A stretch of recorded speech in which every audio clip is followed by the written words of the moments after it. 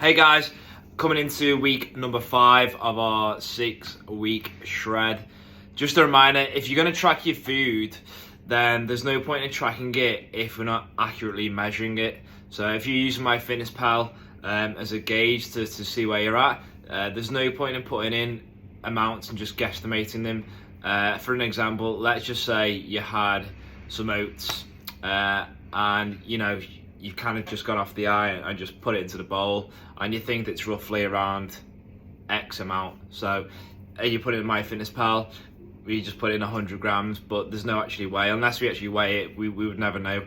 And the same goes for pretty much everything that you get. If you're going to track it on MyFitnessPal, I would definitely suggest to make sure you're weighing your food. But remember, the whole point of this 6-week shred was almost like to not weigh it, because the background was, remember, that consuming no kind of white kind of carbohydrates was the aim. So always thinking vegetables, obviously of course proteins, all that sort of stuff as well with the good fats, but really taking out like any kind of like chips, any kind of rice, potato, pasta, high amounts of like carbohydrates from even your fruit as well. So your tropical fruit is going to be a lot higher in carbohydrates. So really getting into more vegetables, more salads. If you're going to do any fruit, definitely suggest berries, fresh or frozen, are good as well. So really trying to come back to just really eating clean without having to go overboard with measuring it specifically if you want to. Combining that as well with really like knuckling down into no alcohol ideally would be the best. Especially in just this little block of like 6 weeks. Remember, it is to, if you want to shred almost into summer and really have a cut down on that, then definitely do that. Limit the alcohol. Moving forward though, thinking once you've done these 6 weeks, like what's next then for you? Because it's not about like restricting really. It's just about having a bit of an effort towards a goal. And obviously coming into the silly season as we're going to, just to really manage that next period of time between the next 3 weeks, 4 weeks.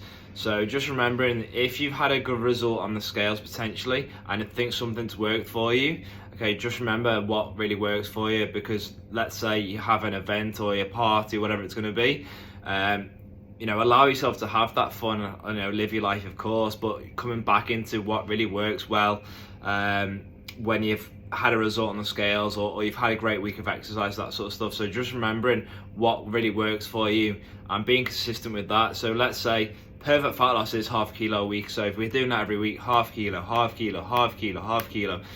that's a byproduct of exercising regularly and obviously keeping your muscle tissue with a weight training as well, and being very consistent with your eating habits. So we would really want to build an overview of those habitual changes over time.